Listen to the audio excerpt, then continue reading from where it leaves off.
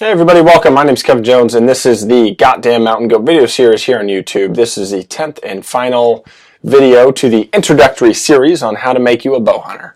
Hopefully you've learned a little bit up until now. Although this is the end of this 10-part introductory series, there's still a whole lot more to learn on the subject of being a bow hunter. Now you have some of the necessary gear. Now you need to know what to do with it all. How to go about actually finding those animals and how actually to become more of a bow hunter than you already are. So go ahead and hit the subscribe button. A lot of videos will be hitting your inbox, notifications on me dropping more of these things. So today, for the last and final part of how to become a bow hunter, this is actually a part of the bow that is not technically needed just to shoot the bow. So if you have already spent a little bit more money than you had anticipated spending, if you as of life, if you have different obligations for your money, you can just shoot your bow with the stuff that I already suggested you get, because those are all necessary. However, big however, a little caveat to that is that the topic that we're going to be talking about today are stabilizers. So stabilizers are a part of the bow that you basically screw into the front of it, and it does a lot of things. It absorbs vibration in the bow, so when you actually release the arrow, you have less vibration felt in your hand when you're holding onto the bow.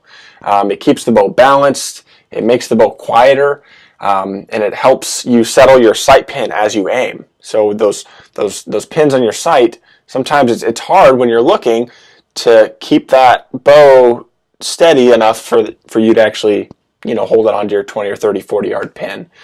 So things like this, the stabilizer, let me get out of the way here. This is what it looks like. It's kind of a weird looking thing, right? Kind of like a plunger, I guess. This one's a bee stinger. So this is one of the brands that make stabilizers. This one's the best stabilizer that I've found, that I've personally used. I've had it for several years now. As you can see, this one's a little dinged up because I've been hunting with it a lot. So anyways, let me just show you how to put on a stabilizer and kind of where it is in this whole part of you being a bow hunter and why it's important. So a lot of people will have what are called wrist straps, right? This is my wrist strap. So this is part of that hold on to it. So you can see right here, this little hole right here, right? This little threaded hole is where you screw in your stabilizer, right? So what you do is you take this guy, you take your bow, and you put it through. I'm just screwing this in here. All right. Just have some cool music going while I'm doing this. So anyways, you screw this thing all the way in there, right? Screw it all the way in there, and that's what it looks like. Okay. So what this does, like I said, is when you draw back and you fire your arrow, it absorbs the vibration, right? It has this little rubber piece right here, and it collects the vibration right here, and it hits this. So instead of you feeling your bow vibrate when you shoot it, because you will if you don't have a stabilizer on, if you don't have a, something to actually collect all that energy and, and just send it on its way, this will do it for you. So it also helps settle the pin, because when you're holding back like this, I'm able to keep this bow a lot steadier, like if I'm holding out, and it'll keep everything, even though it doesn't really look steady right now, because I'm not standing up. It's kind of an awkward spot to be in. So yeah, it makes the bow quieter too. So if you don't have a stabilizer on it, when you shoot the bow, you'll hear a boonk, or you hear an odd like boonk. Like it's a weird, and you'll tell too, because if you're at a range, if you're at an archery range, and some people do have stabilizers on, you'll hear, and all you're going to hear is the arrow. But if you are choosing to not, or for some reason cannot get a stabilizer, you'll definitely hear it. They'll be a lot louder on the shot. So the cost for a stabilizer ranges from like $15 to some of the really trick ones that really do make your bow completely balanced when you're set up. Those can go up to like $250. As always, find stabilizers with good reviews, stuff that people have been hunting with for a long time, something maybe that has a good reputation out there. The bee stinger, like I said, this one right here, you can kind of see the little logo.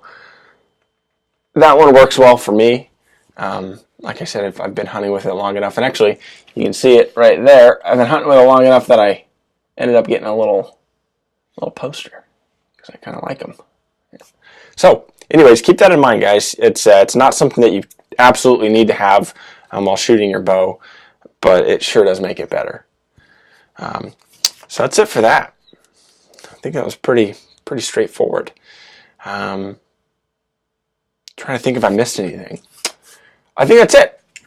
Also, I know a lot of people don't think it's a good idea. It also makes for a pretty good little carrying handle right here. I'm carrying my bow around. Some people don't like that, but I do. I like it. So that's it. Stabilizers. Go with good ones. Do homework. That's about it. Not too much more than that.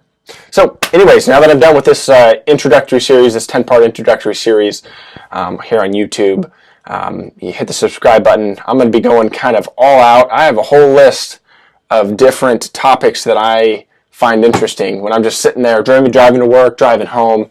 I'll come up with random thoughts of stuff that I've found worked well over the years, or stuff that I find interesting enough that I want to have an excuse to do some research, and then spoon feed that to you. So that's exactly what I'm going to be doing. There's going to be a lot of things that I'm going to be covering. Hit the subscribe button. You shall see. Until then, I hope that you've learned a little bit about what it takes to become a bow hunter. As always, if you have any questions, feel free to shoot me a message, a comment, an email.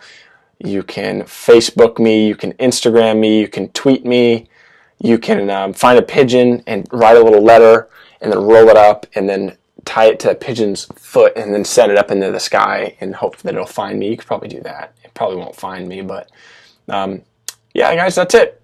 Hopefully that covers it a little bit. As always, my name's Kevin Jones, and this is the Goddamn Mountain Goat video series here on YouTube. Until next time, we'll see you then. Thanks.